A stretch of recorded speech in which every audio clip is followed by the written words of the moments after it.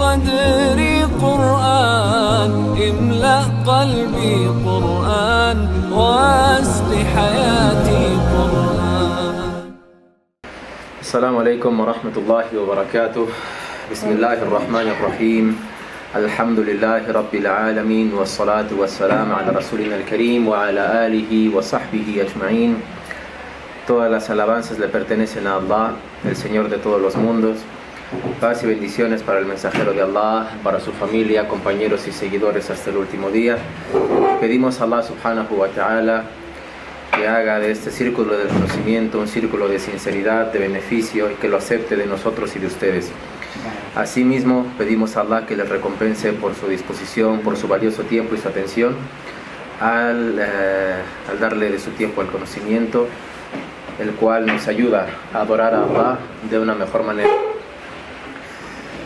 Debemos recordar, oh musulmanes, que uno de los grandiosos beneficios, méritos que deja el conocimiento religioso es que te va a ayudar a adorar a Allah de una mejor manera, el cual es el propósito también de todo musulmán, el adorar a Allah subhanahu wa ta'ala con conocimiento, con sabiduría.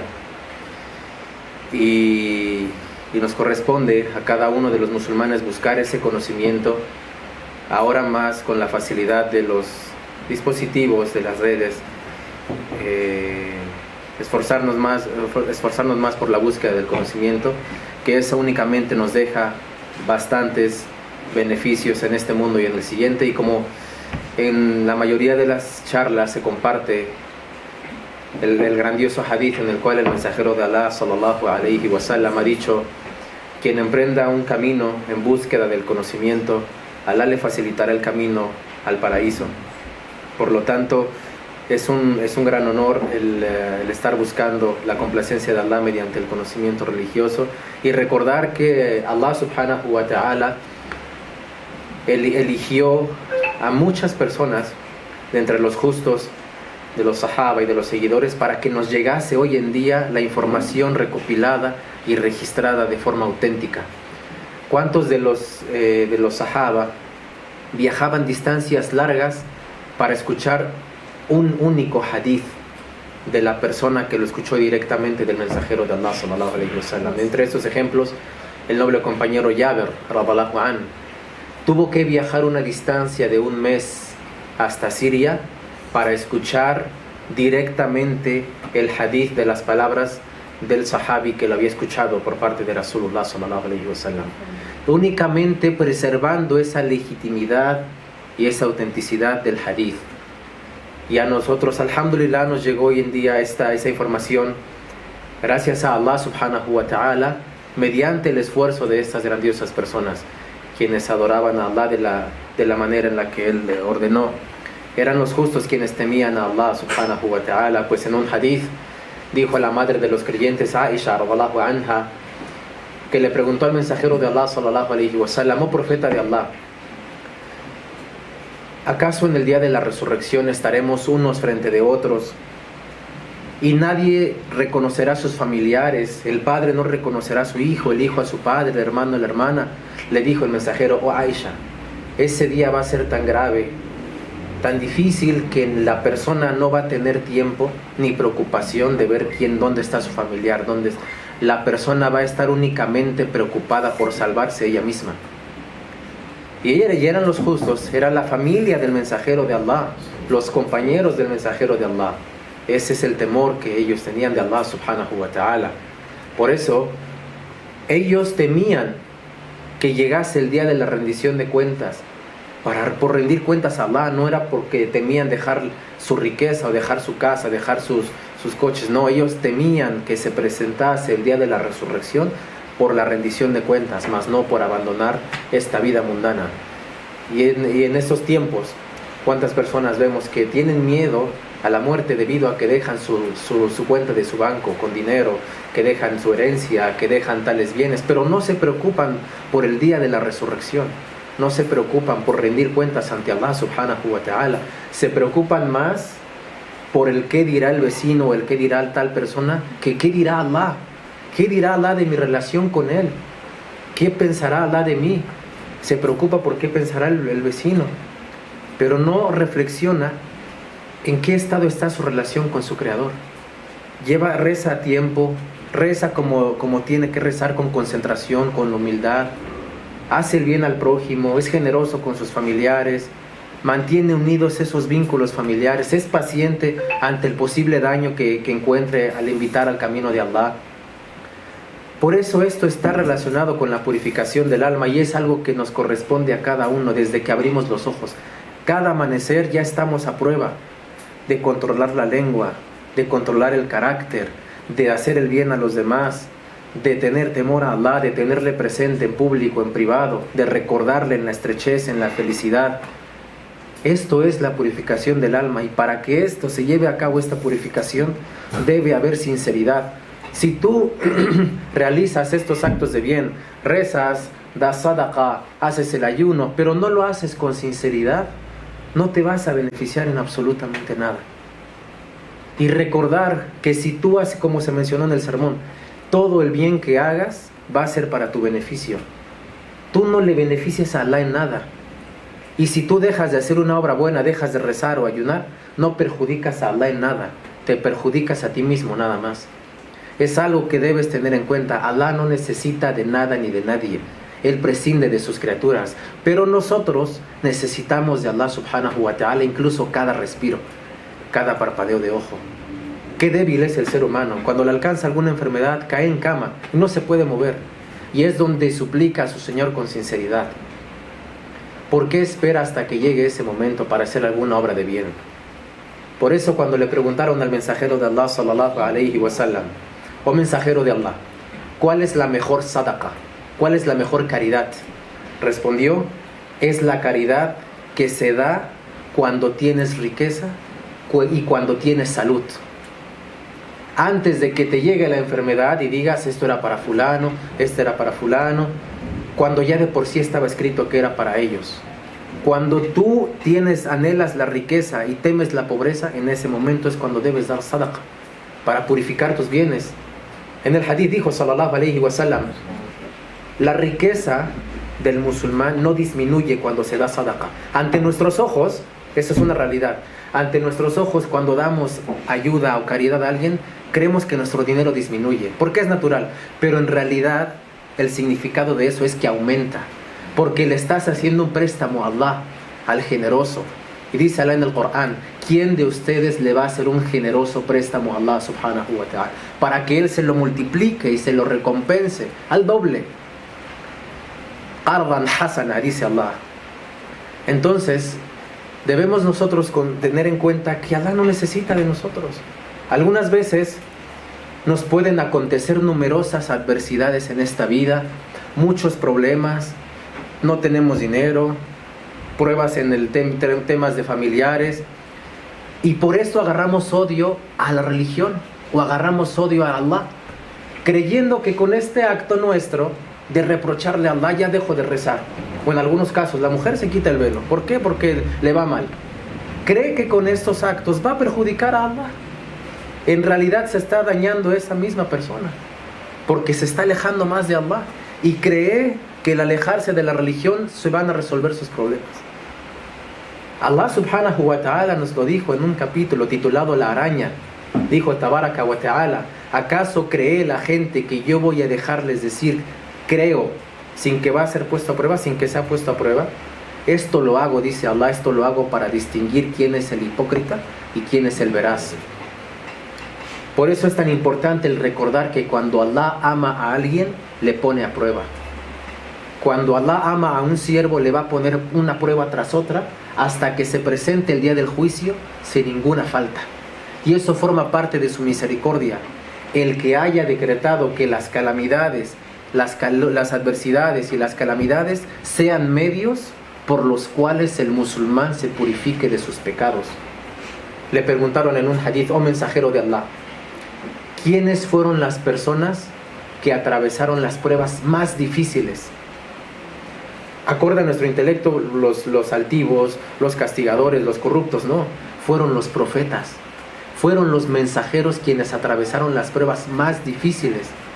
Y eran las personas más cercanas a Allah, honrados con la profecía, honrados con el mensaje, y muchos de ellos incluso fueron matados injustamente. Cuando eran enviados a los pueblos, los mataban por decir injusticia, por decir Allah es uno, por decirles no, apártense de la idolatría, no tienen a otro Dios fuera de Allah. Por eso, por llamar a la verdad, los mataban, los insultaban, los tachaban de mentirosos. Y eso mismo le pasó al mensajero de Allah sallallahu alayhi wa sallam, el profeta de la misericordia. Fue agredido verbal y físicamente. ¿Y qué era lo que él decía? Oh Allah, misericordia para ellos. Nunca se vengó, dijo Aisha radhiyallahu anha, el profeta de Allah nunca se vengó de nadie, a menos que transgredieran los límites de Allah. En ese entonces él sí se vengaba, pero en su persona nunca tomó venganza hacia ninguna persona.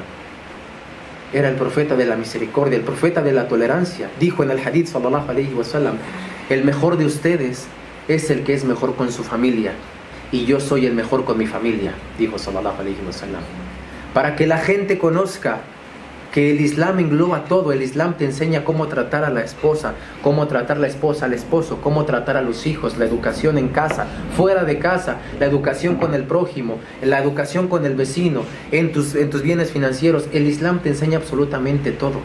No seas injusto con nadie, no cometas usura, sé generoso con tu huésped, sé generoso con el prójimo, así como Allah lo ha sido contigo.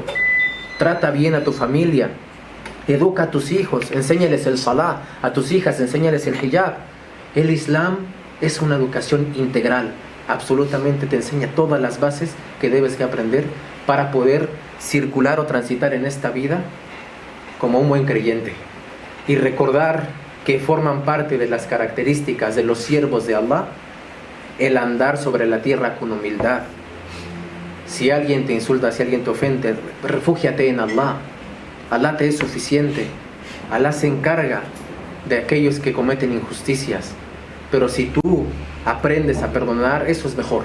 Porque dice Allah en el Corán, una palabra buena y saber perdonar, eso es mejor que una caridad que se da después de un agravio, que se da una caridad que se da después de una calamidad.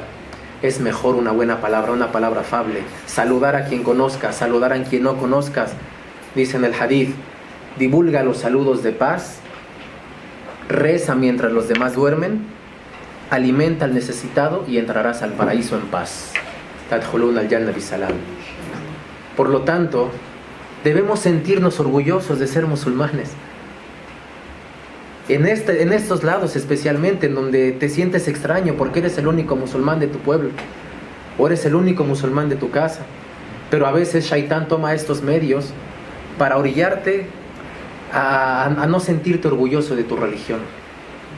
¿Cuántas personas, pudiendo acudir al sermón del viernes, no lo hacen por temor a qué dirá el jefe de su trabajo, cuando ni siquiera han pedido permiso? Al menos esfuérzate y haz este medio de pedir permiso para que en el día del juicio no sea una responsabilidad y ante Allah subhanahu wa ta'ala tengas un argumento a tu favor. ¿Por qué? Porque en esta vida nos absorbe con las ocupaciones, con los problemas, te aparta de la religión y tu fe va bajando, como lo dijimos en el hadith. Dijo sallallahu alayhi wa sallam, la fe se llega a desgastar de la misma manera que se desgasta una prenda de ropa. Con el constante uso y el constante lavado se desgasta. Asimismo la fe se desgasta con la desobediencia, se desgasta con los pecados, se desgasta el otorgando más tiempo o teniendo como prioridad la vida del mundo y abandonando el más allá, hasta que llega un momento en donde ya la persona no se preocupa si rezó a tiempo o no, hasta donde ya no se preocupa si acude al sermón o no, y eso se debe a que se apartó de la congregación. En el hadith del profeta sallallahu alaihi wasallam lo dijo, el ejemplo del creyente que se aparta de la comunidad musulmana es el mismo ejemplo del cordero que se aparta del rebaño.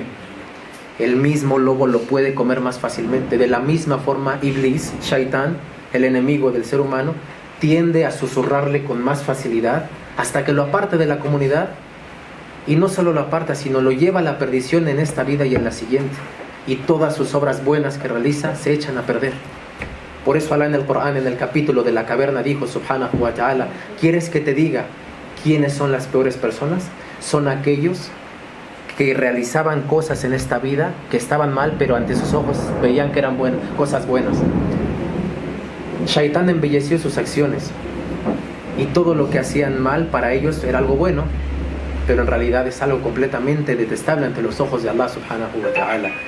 Y para eso vamos a comprender, en resumen, toda esta introducción que se ha compartido con estos 3 consejos del gran sabio Muhammad Mukhtar Shanqiti, quien comparte 3 valiosos consejos. Los que están viendo aquí en la pantalla son 3. Primero, el derecho de Allah subhanahu wa ta'ala, el derecho hacia con uno mismo y el derecho hacia los demás. Vamos a ver de qué se trata la explicación de estos derechos. Si Allah subhanahu wa ta'ala te facilita preservar estos 3 derechos sin que seas injusto, alcanzarás la felicidad y la prosperidad en esta vida y en la siguiente, si Allah quiere. Respecto al derecho de Allah subhanahu wa ta'ala, dice el sabio: yo te aconsejo, oh siervo de Allah, que cada vez que amanezca y cada vez que atardezca, que tu mayor preocupación sea el complacer a Allah subhanahu wa ta'ala.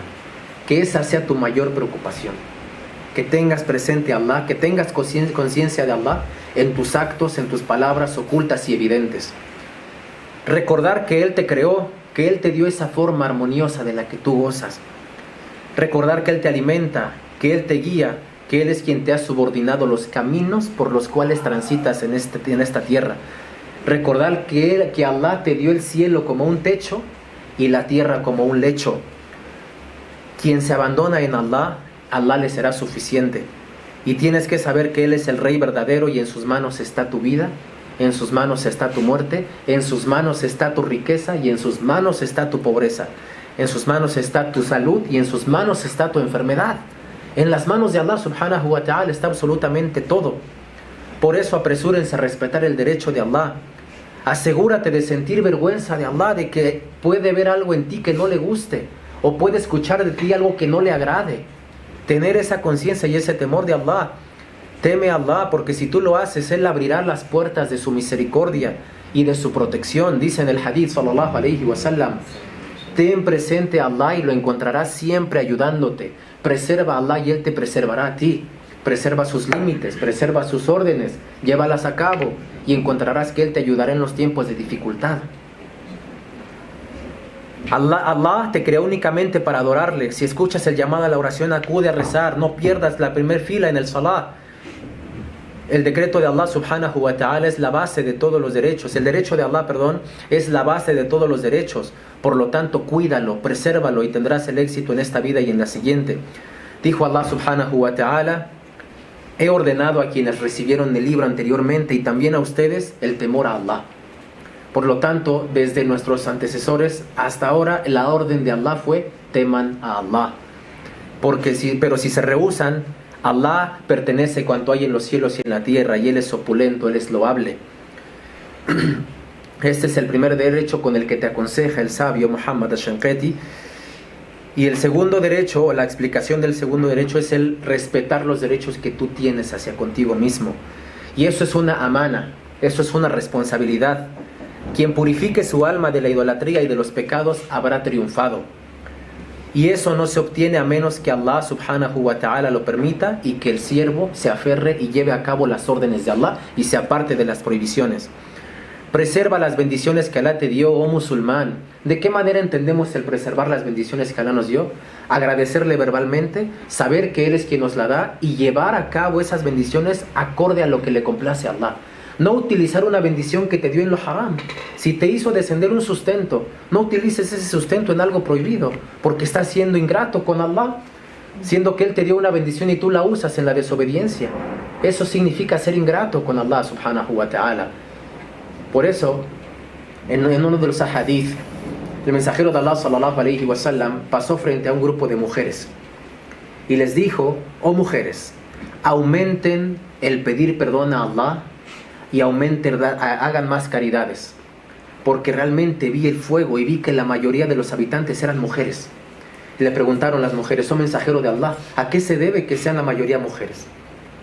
Le respondió: porque las mujeres son ingratas con sus maridos y maldicen constantemente. ¿A qué entendemos esto? son ingratas con sus maridos, y esto no es general. Evidentemente hay mujeres que son piadosas y temen a Allah, pero hay mujeres a quienes Allah subhanahu wa ta'ala las ha bendecido con un buen esposo, con alguien que les ayuda a aumentar su fe, alguien que les da sus derechos como esposa, y aún con eso el marido llega a cometer un error o una falta, y la mujer le saca una lista diciéndole: nunca he visto nada bueno en ti. Y eso es ser ingratas con el marido. Y el ejemplo es un padre le compra a su hijo un coche y le dice al hijo: este es para ti, pero no vayas a un solo lugar. ¿Y qué es lo que hace el hijo? Va directamente al lugar que le prohibió el padre. Ha sido ingrato con el padre. De esa misma manera se entiende este mensaje. Si Allah te da bendiciones, utilízalas acorde a lo que Él le complace, para que completes el estado de gratitud, tanto verbalmente, creer que de Allah provienen esas bendiciones, y obres de la manera correcta mediante esas bendiciones, incluyendo al mensajero, al profeta Salomón alayhi salam. Lo compartimos en alguna charla. Cuando él y su ejército pasó frente a o cerca de un hormiguero, dijo la hormiga: hay que meterse a sus escondites, porque posiblemente Salomón y sus ejércitos nos aplasten sin darse cuenta. Y Suleimán comprendía el lenguaje de los animales. Entonces, ¿qué hizo Suleimán al escuchar a la hormiga? Fatabasama dahikan min qawliha. Sonrió armoniosamente de lo que dijo la hormiga y suplicó: oh Señor mío, ayúdame a agradecerte por las bendiciones que me das, tanto a mí como a mis padres, y ayúdame a obrar rectamente con esas bendiciones. Y era un profeta, con más razón nosotros. Por lo tanto, siervos de Allah, agradecer a Allah subhanahu wa ta'ala las bendiciones que Allah nos ha dado, y recordar que el Islam es fácil. No carguemos a nuestras almas algo que no podemos soportar. No te excedas en la religión. En un hadith se menciona que el mensajero de Allah sallallahu alayhi wa sallam estaba dando un khutbah y vio que un hombre estaba de pie sentado bajo el sol, estaba de pie bajo el sol. Así que preguntó: ¿quién es ese hombre y por qué está bajo el sol? ¿Por qué no se viene a sentar en la sombra? Le dijeron: él es Abu Israel. Su kunya era Abu Israel, cuyo nombre es Yusayr. Le dijeron la gente: ese hombre prometió a Allah que nunca se sentaría, prometió a Allah que siempre estaría bajo el sol y no buscaría sombra, prometió a Allah que nunca iba a hablarle a la gente y que iba a ayunar toda la vida. ¿Qué dijo el mensajero ante esto? Le dijo: Allah no se beneficia de nada de lo que Él se ha cargado a sí mismo. El Islam es fácil, no difícil. No excederse en la religión, no poner sobre ti cargas las cuales no puedes soportar. En el hadith sallallahu alaihi wasallam dijo: las obras más amadas para Allah son aquellas que son constantes, aunque éstas sean pequeñas ante tus ojos. Son aquellas que son constantes, aunque sean pequeñas ante tus ojos. Porque si tú te cargas con algo que no puedes soportar, lo vas a abandonar en determinado momento. Si tú dices: voy a recitar 20, 30, 40 páginas al día del Corán, tal vez al tercer día ya lo diga: ay, qué pesado es esto. No, mejor comienza con algo menos, dos páginas, una página y media, para que seas constante en esta obra y no la abandones. De esa manera se entiende. Y también en el hadith, en la historia famosa del noble compañero Salman al-Farsi y Abu Darda radhiyallahu anhuma, Salman visitó a su compañero Abu Darda y encontró allí, en su casa, después de que le dieron permiso de entrar, encontró a la esposa de Abu Darda vistiendo ropas sin elegancia, vistiendo ropas muy sucias, ropas de trabajo. Le dijo Salman a la mujer: ¿por qué vistes esto? Dijo: es que tu hermano Abu Darda no tiene ese tacto que suelen tener los matrimonios. No siente gusto por eso. Entonces después Abu Darda le preparó comida a Salman y le dijo Abu Darda a Salman: come. Salman le dijo a Abu Darda: come conmigo. Dijo: yo estoy ayunando. Le dijo: yo no comeré hasta que tú comas conmigo. Y en ese entonces Abu Darda realizaba un ayuno voluntario, no obligatorio, un ayuno voluntario. Así que rompió su ayuno y comió con Salman. Después llegó la noche y Salman durmió en casa de su compañero Abu Darda. Abu Darda se quiso levantar a rezar en la noche y Salman le dijo: regresa a dormir un poco.